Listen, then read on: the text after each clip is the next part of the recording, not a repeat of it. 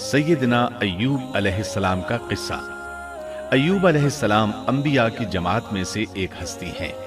اللہ تعالیٰ نے صبر کے معاملے میں بطور خاص ان کا تذکرہ فرمایا ہے، لوگوں کے لیے ایک مثال اور نمونہ ٹھہرایا ہے۔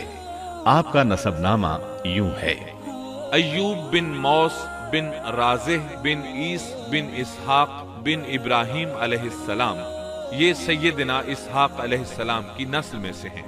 ابراہیم علیہ السلام کے دو صاحبزادے تھے، اسماعیل علیہ السلام اور اسحاق علیہ السلام۔ ان کے بعد سب کے سب انبیاء کرام اسحاق علیہ السلام کی نسل سے تھے، سوائے نبی کریم صلی اللہ علیہ وسلم کے۔ آپ اکیلے سیدنا اسماعیل علیہ السلام کی نسل سے ہیں۔ اسحاق علیہ السلام کے بیٹے ہیں یعقوب علیہ السلام۔ انہی یعقوب علیہ السلام کو اسرائیل بھی کہا جاتا ہے۔ اسی نسبت سے بنی اسرائیل کا مطلب ہے یعقوب علیہ السلام کی آل اولاد۔ یعقوب علیہ السلام کے 12 بیٹے تھے۔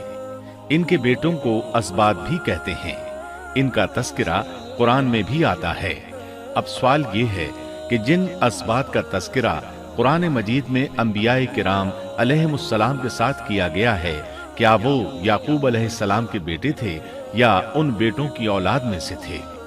اکثر علماء کرام نے یہ اشارہ دیا ہے کہ اسباط لفظ سے جن انبیاء کرام علیہم السلام کی طرف اشارہ کیا گیا ہے وہ یعقوب علیہ السلام کے بیٹے نہیں ہیں، اس لیے کہ انہوں نے تو یوسف علیہ السلام کے قتل کی کوشش کی تھی، اپنے والد سے جھوٹ بولا تھا، ایسے اور بھی غلط کام کیے تھے، تو ان حرکات کے کرنے والے انبیاء نہیں ہو سکتے، جبکہ اسباط سے مراد وہ انبیاء کرام ہوں گے جو ان بیٹوں کی نسل سے آئے ہوں گے۔